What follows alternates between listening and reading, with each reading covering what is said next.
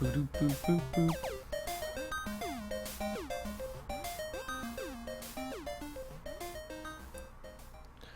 Hey everybody, welcome to Early Access Podcast episode 33. I'm your host Angelo, as usual, and thank you for whatever stuff. Fallout 4 trailer happened.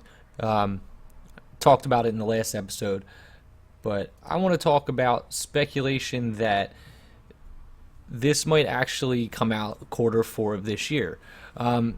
So Bethesda has they rented out an entire hall for E3, from what I understand. You would think it would be to show this trailer and announce Fallout 4. However, after some news came out that somebody was working on it and all that, this trailer ended up coming out. Now, personally, I don't understand why they would put the trailer out. You know, you spend all this time getting the hall and everything together to show your big announcement, and then you put out the trailer early. And it's not like a small trailer. If you've seen it, it's like 3 minutes long. It's pretty substantial. A lot of in-game footage. Apparently, it takes place in Boston. It looks awesome. Like I said in the last podcast, I watched it. I think it looks amazing. However, I think what this is leading us up to is a Q4 release of Fallout 4. There's already leaked, well, not even leaked. They released the box art for it already. Since it's considered technically an announcement, you can already pre-order it on Steam. I'm not sure if you can pre-order it on GameStop or Amazon. Let's check. This is podcast sleuthing. Fallout 4. Yeah, so actually that's weird. So on GameStop.com, it's got Fallout 4 for pre-order already for Xbox, PlayStation 4, and PC, but it's got a release date of 12/31. Now, I don't know if that's not accurate. Let's check out Amazon. I'll log into Amazon real quick. See if Amazon has anything on there too. Stop it. No thanks. Can I just Fallout 4? Amazon also has a December 31st of this year release date. I don't know if that's just thrown up there as like a placeholder. I don't know why it just wouldn't. Doesn't make sense to me. Because the release date definitely hasn't been announced. Here's the thing from this Swiss site that says, according to softridge.ch, Fallout 4 will ship on November 29th and be in stores on November 30th. I was already leaning towards November myself personally, just because that's when other games have been released. Other Fallout games Bethesda likes to release in November, so it's probably going to be November of this year. I'm thinking only because of the fact that they still have this big hall rented out. They still need to do something with that. So what better than release the trailer a week or so out, then get a bunch of positivity for the game. I mean, the pre-orders are through the roof. The trailer on YouTube, last I checked, had 24 million reviews. Fallout 4 video. Let's see. This is the official. Nope. Fallout 4 official trailer. I mean, now it has 13.1 million views already. So there's a lot of interest in this game, as you know. Everybody's been waiting for Fallout 4. So I think they're gonna announce to be released Q4 of this year, probably November. Again, this is just speculation, and I'm hopeful that it's coming out this year, but I can't see why not. They wouldn't really be competing with too much. Yeah, they could surprise everybody and have a finished product already. So that's my speculation at E3, is announcement that it's coming out at the end of the year, and they'll have a playable version of it at E3 in a week or so. But again, it's all speculation. Only got to play one game since the last episode. Not too much has come out. I have a couple games lined up still, but I haven't really gotten a chance to play too many of them. I played a couple games for the last episode, and I played a little bit of this game called Doom and Destiny Advanced. It's $10. Came out the 3rd of June. I think I spoke about it on the last podcast. It's a reboot version of a game that this company did, Heartbit Interactive did, and it's a jokey little, not little. It's an RPG where you play 4 characters who are playing a Dungeons and Dragons style game, but you're in the universe of the game. So it's silly, you got a lot of your weapons are like funny. Trying to think of a way to really explain it. It's a top-down Zelda-style RPG. The stories so far from what I played of it, is that a tower's on fire, and then you go through this whole thing fighting these guys, and then you wake up from this fantasy world, and then you're back at somebody's house trying to find your dungeon master to play a game of Dungeons and Dragons. Well, it's called Do-and-D, which Doom and Destiny, or Duty, like poop. That's what I thought. Also, you fight a giant poop monster in the beginning of the game. So, yeah, the tower's burning down. You start the game like that. You're working your way through the tower. It's kind of teaching you the mechanics. It's like more of a tutorial, it seems like. And then once you get through that, you end up in the real world at this person's house. And then you go in their house, and you go into the basement, and there's a giant floating crystal, and no one knows what the hell's going on. And once you get back upstairs, you find out that the room that you guys were all in, which I think is the garage, behind it has appeared a giant dungeon. And that's where I cut off my review, my first look. And it seems like a solid RPG game. It's got 25 reviews, 96% positive. I haven't written my review yet for it yet, but it's tongue in cheek. It's got a good personality to it. I would go check it out. It seems well done, considering that they have another version of the game. Let me see how that did. The other version of the game was re-released March 18th. It came out August 2011, and it's got 317 reviews, very positive. So apparently people like this game. Hopefully this version of it isn't, a carbon copy of the previous one.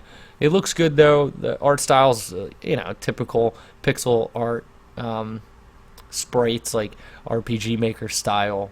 But they did a good job, and I enjoyed the humor in it. So go check that out. It's only $9, $10. So there's far worse things for $10 out there. All right, so there's a few games that came out since the last episode.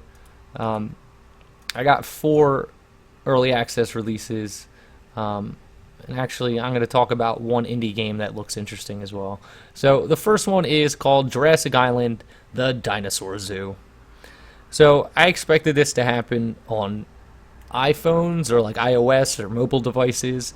It's just like when any movie comes out.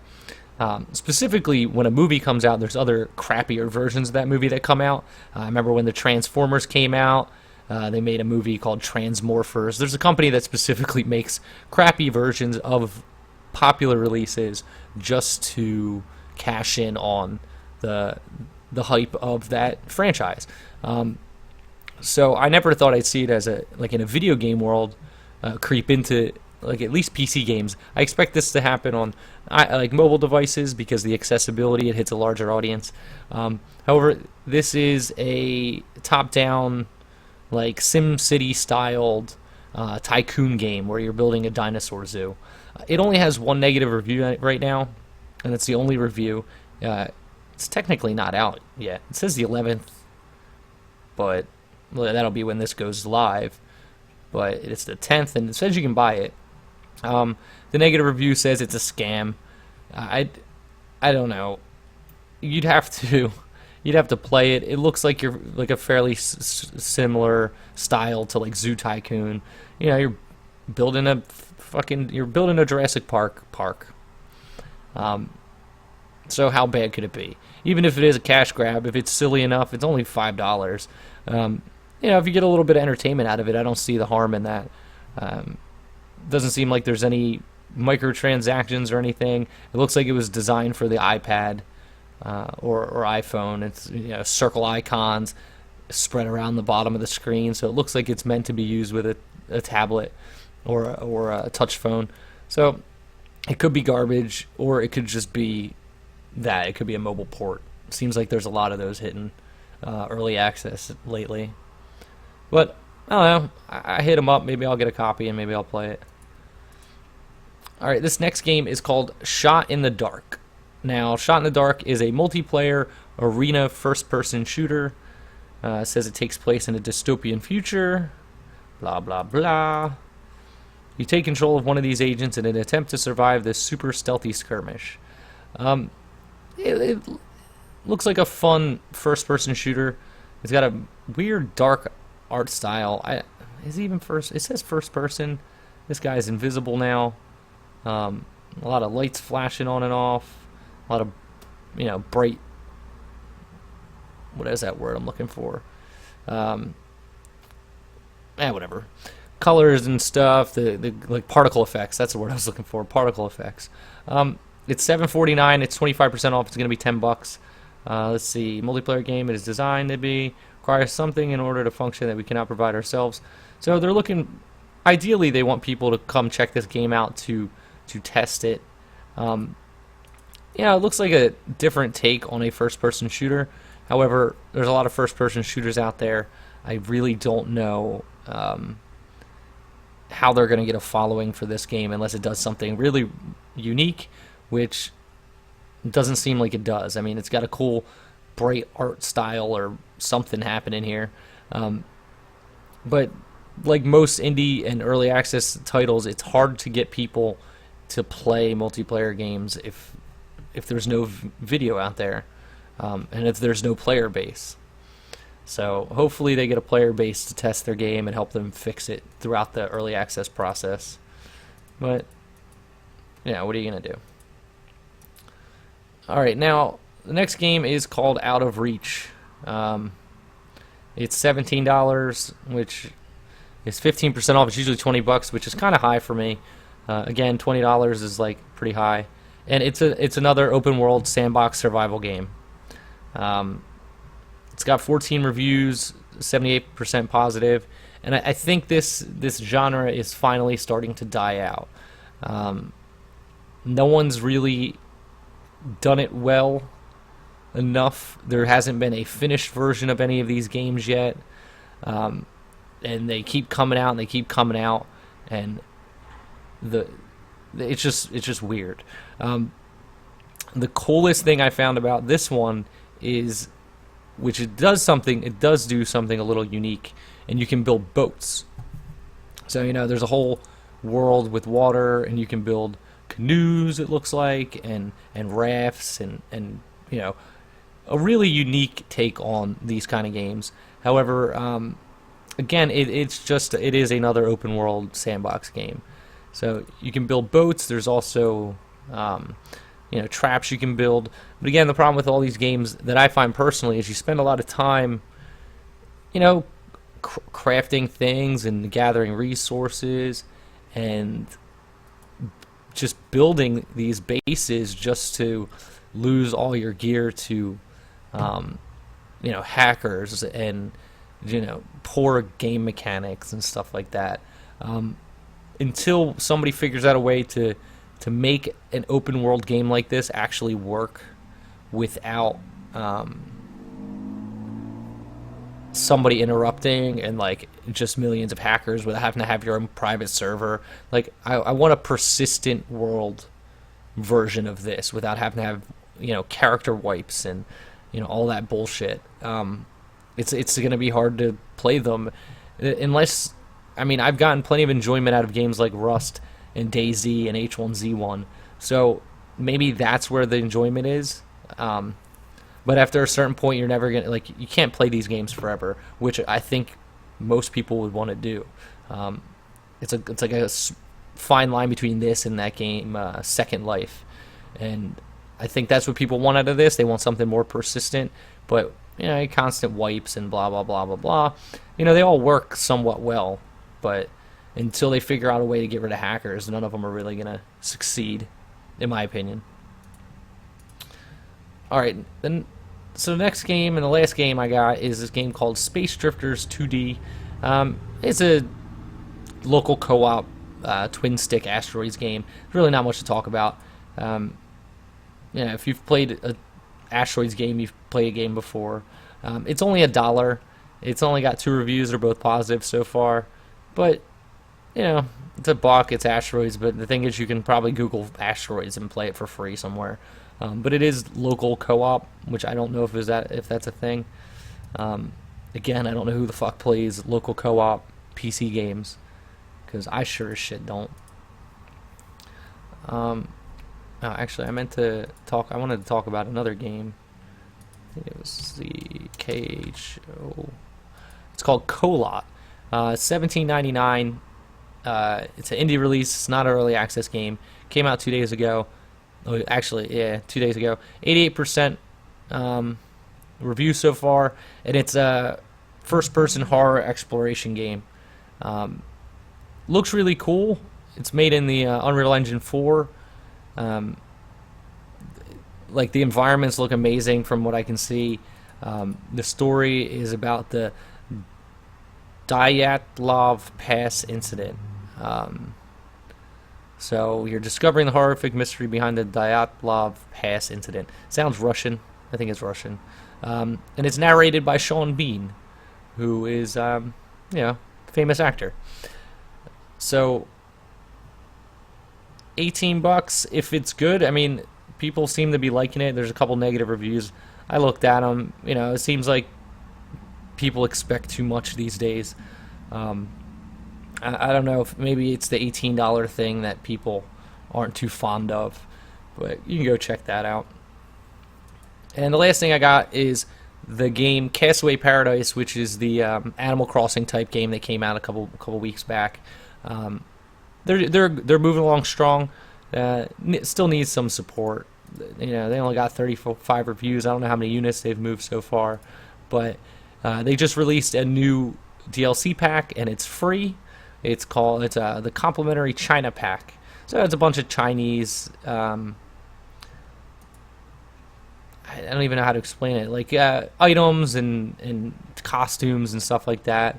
I don't know, I enjoyed the game, and if you like playing those kind of games, like your Animal Crossing style game, I would go check it out. It's back up to its regular price of $15. Again, I think they should bring that price down a little bit, but it's a fun little game. They're doing a good job of removing all the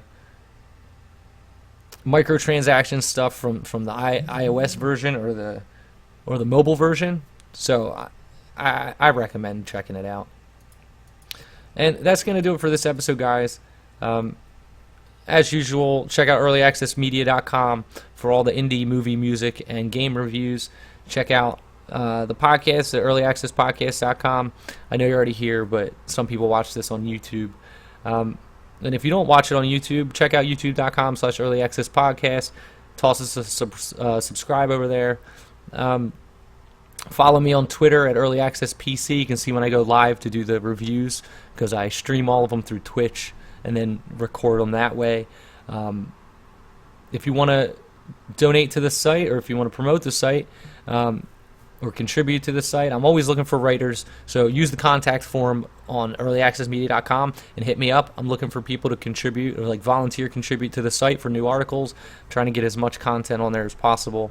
But yeah, if you want to contribute to the site, in other ways, there's the Patreon page, patreon.com/earlyaccesspodcast. You can donate monetarily that way. And if you want, Amazon.com, click through the banner at the top of the page. Bookmark it, use it whenever you buy anything off of Amazon. It helps me out a lot. It doesn't cost you anything extra, and it really does help out the show. But that's going to do it for this episode, guys. Until next time, I will see you, I guess, next Monday. Yeah, see you on Monday.